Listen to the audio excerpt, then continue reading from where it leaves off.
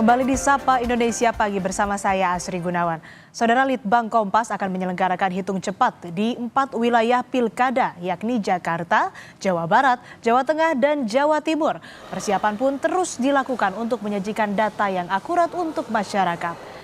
Inilah persiapan ruang pengolahan data hitung cepat Litbang Kompas yang akan dilakukan di hari pemungutan suara pilkada serentak Rabu 27 November 2024. Litbang Kompas akan mengambil sampel di 400 TPS terpilih di masing-masing wilayah pemilihan, baik Jakarta, Jawa Barat, Jawa Tengah maupun Jawa Timur. Untuk menghasilkan data yang lebih valid dan akurat sejak dari proses penentuan sampel sampai validasi di lapangan dilakukan dengan pengawasan berlapis.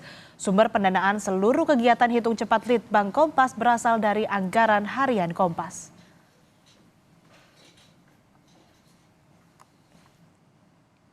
Saudara, Rabu besok Litbang Kompas akan menggelar hitung cepat di 4 wilayah pilkada, yakni Jakarta, Jawa Barat, Jawa Tengah, dan Jawa Timur. Lalu bagaimana kesiapan dan persiapan tim Litbang Kompas untuk menyajikan data hitung cepat seakurat mungkin kepada masyarakat? Kita ulas lebih dalam bersama peneliti Litbang Kompas, Andreas Yoga Prasetyo. Selamat pagi, Mas Yoga, apa kabar? Selamat pagi, kabar baik, Mbak. Mas, tadi kan kita sudah melihat bagaimana persiapan di war room atau di ruang pengolahan data hitung cepat yang mana terus dipersiapkan begitu ya. Sejauh ini bagaimana kesiapan tim di lapangan dan juga bagaimana kesiapan secara teknis begitu ya, secara teknologi di war room?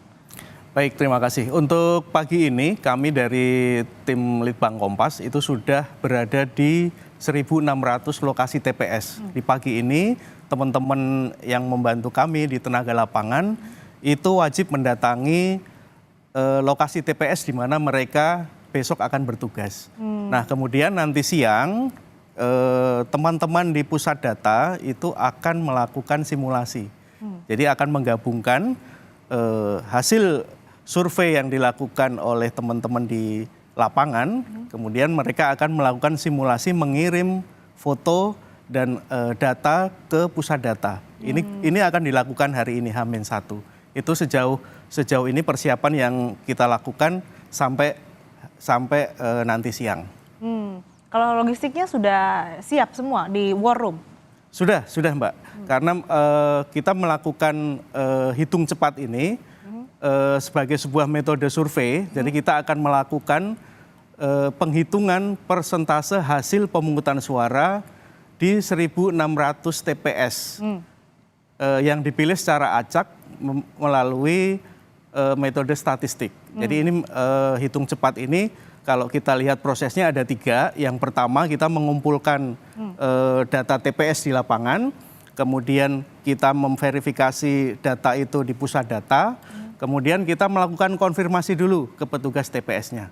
Apakah data yang dikirimkan itu betul. Baru sesudah itu data didistribusikan, dipublikasikan kepada khalayak. Salah satunya melalui Kompas TV besok. Ada 1.600 TPS di 4 wilayah, artinya 4 wilayah. 400. Lalu keseluruhan tim di lapangan ini ada berapa? Dan tadi mungkin bisa dijelaskan lagi alurnya kalau tadi disebutkan menghimpun dulu data, kemudian masuk di verifikasi dan lain sebagainya sampai akhirnya bisa disajikan begitu. Boleh dijelaskan lagi, Mas Yoga? Total tenaga lapangan yang terlibat dalam hitung cepat kali ini di 4 provinsi adalah 2.050 orang. Ini terdiri dari 1.600 tenaga lapangan yang khusus menjaga TPS.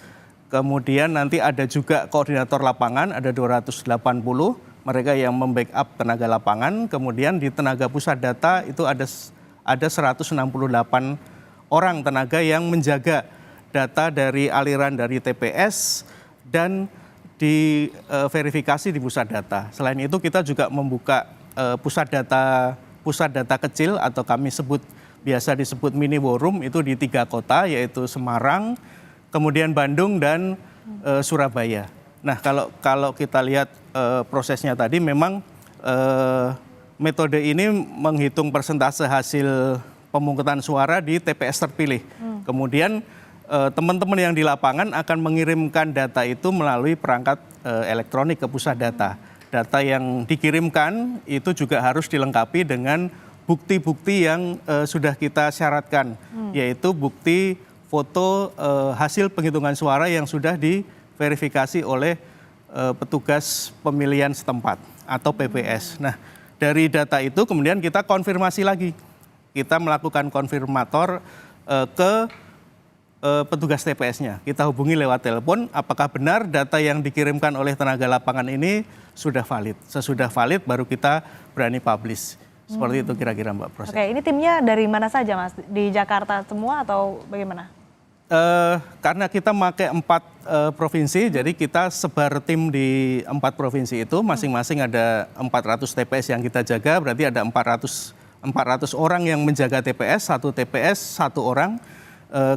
Kenapa begitu? Karena kita pengen data sampel yang kita berikan ke teman-teman di lapangan itu betul-betul dijaga ketat sampai mereka selesai mengikuti penghitungan suara di TPS-nya, kemudian data itu dialirkan di pusat data. Nah, selain mereka juga melakukan proses pemantauan penghitungan di TPS, mereka juga akan melakukan wawancara dengan 4 responden di masing-masing TPS. Ini yang kita sering sebut sebagai survei pasca pencoblosan atau exit poll. Ini gunanya kita bisa mendapatkan data yang lebih mendalam mengenai perilaku pemilih saat mereka memilih, misalnya kapan mereka menentukan pilihan, kemudian apa yang menjadi pertimbangan mereka dalam memilih calon kepala daerah, kemudian apakah ada yang mempengaruhi faktor pengaruh apa yang paling besar yang mereka pertimbangkan dalam memilih pemimpin daerah. Jadi ada semacam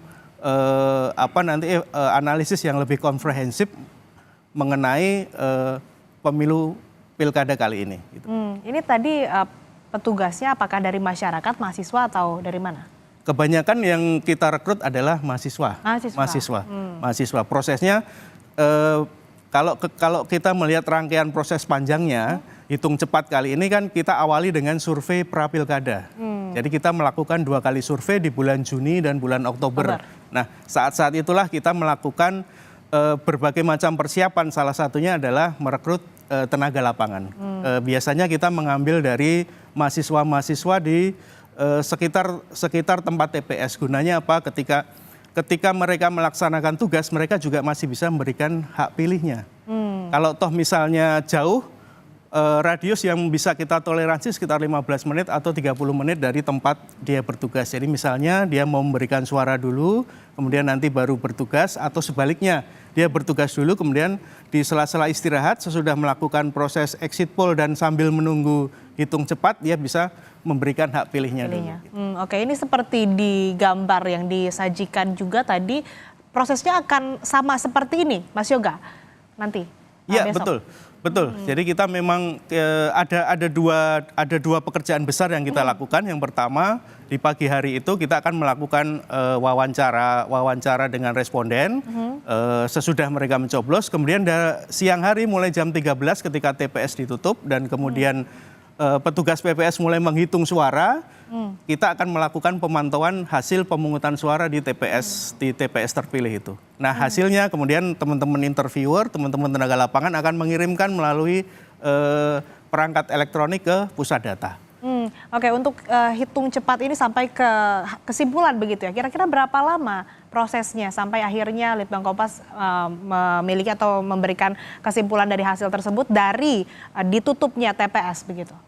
Karena hakikat quick count atau hitung cepat memiliki makna kecepatan, jadi semakin cepat pasti akan semakin baik, itu indikatornya. Tetapi kalau kita lihat berkaca kemarin dari Pilpres, begitu penghitungan suara boleh dipublikasikan jam 3 sore itu sekitar sudah ada hampir 50% suara masuk.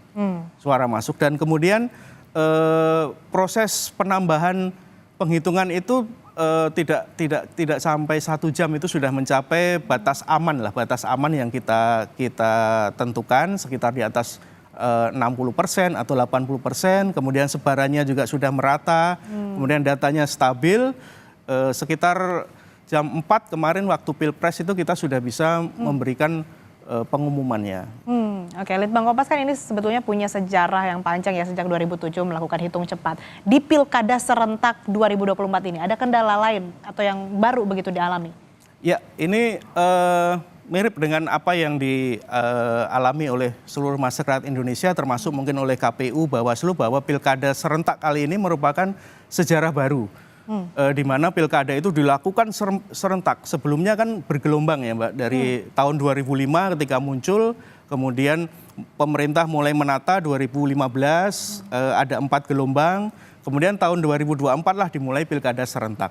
Pilkada serentak ini memiliki kedekatan dengan proses hitung cepat yang kita lakukan. Kenapa? Karena di awal kita melakukan hitung cepat itu juga lewat pilkada. Tahun 2007 kita melakukan pertama kali hitung cepat itu di Pilkada DKI. Dan akan kita ulang kembali di 2024 ini. Bersama 3 provinsi yang juga sama-sama pernah kita lakukan pilkada. Jadi ada memang betul ada nilai historis bagi Litbang Kompas melakukan pilkada di 4 provinsi ini. Tapi bukan berarti kita menafikan provinsi yang lain, karena 37 provinsi yang lain pun memberikan sebuah dinamika politik yang sebetulnya menarik. Tetapi memang karena keterbatasan survei kita harus memilih, karena keserentakan ini sesuatu yang baru dan kita memang harus clear untuk memilih.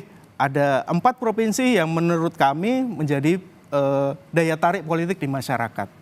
Baik, pencoblosan besok, hari pemungutan suara besok dilakukan. Kita harapkan juga semoga proses pemilu atau proses pilkada serentak di Indonesia 2024 ini berjalan lancar. Dan juga tentunya kita harapkan di War Room ini lancar juga begitu ya prosesnya, supaya bisa menyajikan hasil hitung cepat yang akurat dan juga bisa disajikan langsung ke masyarakat. Terima kasih Mas Yoga telah bergabung bersama kami di Sapa Indonesia Pagi. Sehat selalu Mas Yoga.